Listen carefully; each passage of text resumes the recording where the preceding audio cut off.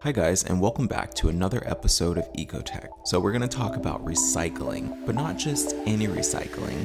We're going to talk about the recycling process of the contents of your tech products. What I want to talk about today is alternatives that you can take rather than just throwing it away. So now that Christmas is over, essentially you have a bunch of boxes and plastic bags, twisty ties, screws, all sorts of things just laying around that's left over from your tech products. So what do you do with all this stuff?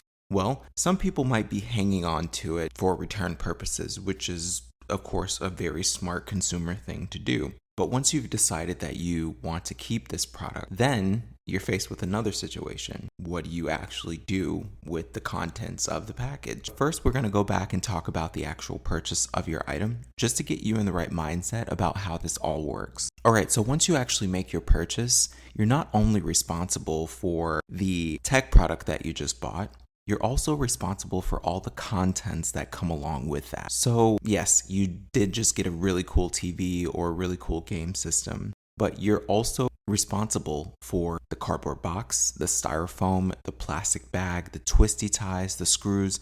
Every single thing that comes along with that is now your responsibility. You have bought all those things along with your new tech product. Most people are in the habit of just kind of like tossing things into the trash can when they don't need them. Let's talk about some of the things that you might want to use this stuff for. One of the things that people like to do with this is they like to save it for return purposes. If it doesn't work out with the tech product, you can actually just return it and you have all the original contents, the box, everything, and just take it right back to the store. This is usually the best way to get your money back the fastest and without any kind of hassle. So you might want to hang on to packaging for this reason. If you're a big regifter, if you find things that you actually have that you might not need anymore, when you really take good care of the tech products that you own, you can actually just regift with all of its original content. Alright, so another really cool thing that people probably don't think about as much is reselling. And in the process of reselling things or selling things in general, you will need packaging, you will need boxes, you will need padding, you will need all these sorts of things. One of the really cool things that you can do with the contents of a tech product is that you can use it, you can reuse this stuff for selling things. Reusing it for selling purposes is such a great idea. Simply because you usually have to go to the post office and you'll have to buy a box, you'll have to buy wrapping, you'll have to buy all sorts of things in order to get your item to its destination in really good condition. If you already have that stuff at home, you'll realize that you have so much already there that you don't have to purchase. Alright, so another really cool thing that people probably don't think about is when you're moving. When you're moving, you always need a box. You always need some sort of packing, you always need something. What people get in a habit of doing is they buy a lot of tech products, they buy a lot of things for their home in general, and then when they go to move, they have to find boxes either in an alley or they have to go to a store and purchase boxes again in order to wrap up all their things and get their items from one destination to the next safely. Hang on to these things, find some sort of space in order to keep these things because it makes moving so much easier. Now, one of the last things that I want to talk about as far as what you can actually do with the contents of your tech products, you can actually sell the contents of your tech products. There are plenty of websites in which you can go on and find just the boxes with manuals and all of its original contents for sale. If you're selling your boxes online or you're selling the contents of your products online, especially if you have a big ticket item, more than likely you're going to easily be able to get rid of that packaging and you're going to get a decent price on it because a lot of times people actually own these products and they just want the complete package. Maybe they bought an item, fixed it up, and now they want to resell it.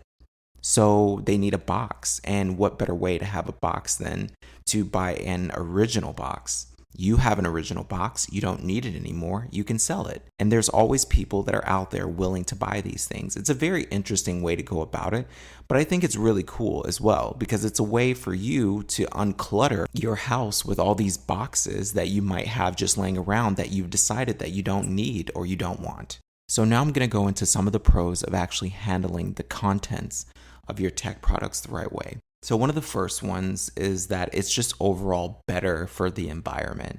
According to it'seasytorecycle.org, a big majority of the cardboard boxes in the US are recovered and then recycled. But not every single thing that comes along with your tech product is recovered in exactly the same way. Cardboard boxes do decompose at a decent rate in landfills.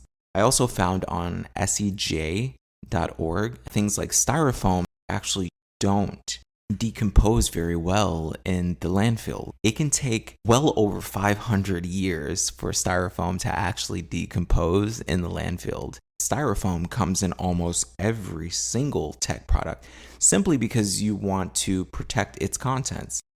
To utilize styrofoam in the best way is to just reuse it. In my personal experience, I like to use styrofoam as like a packing tool. So I keep all of my original styrofoam. I usually don't throw that away. I find a ton of different uses for it.